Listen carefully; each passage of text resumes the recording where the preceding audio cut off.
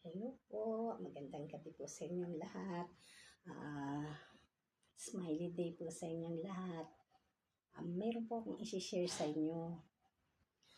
Ito po, hindi po ako nagkagaling-galingan, pero sa experience po ay ma-share ko po sa inyo dahil talaga pong totoo, makabuluhan, at talaga pong malaki po ang maitutulong sa ating pangangatawan.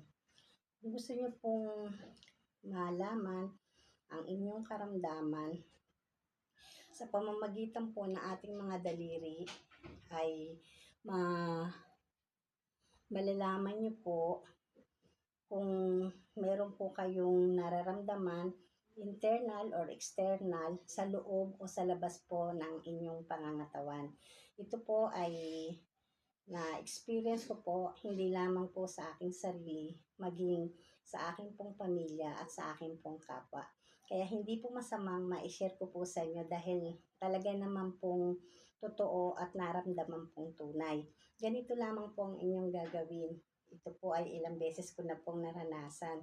Pagka po na-overfatigue po ako, ay ginaganyan ko po yung aking kamay.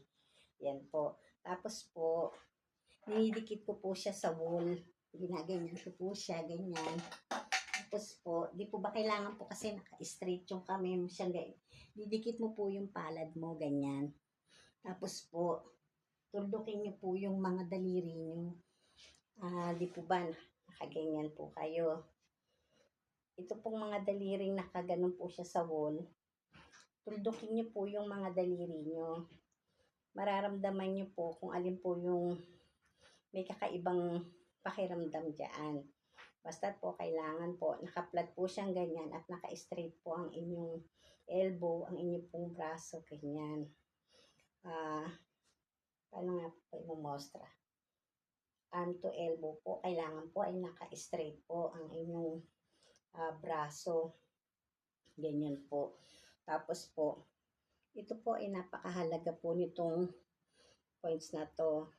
Ito po ay scaphoid sa alam niyo po ba sa dami po ng aking mga natutunan, kanonood ko po sa YouTube at sa pag-aaral ko po sa mga libro, ay napakahalaga po talaga na napapakiramdaman ko po sa aking sarili dahil ang subject ko nga po ay ang aking sarili. Oras na may matutunan po ako, sulat-sulat po ako, tapos po, search ko, iintindihin ko.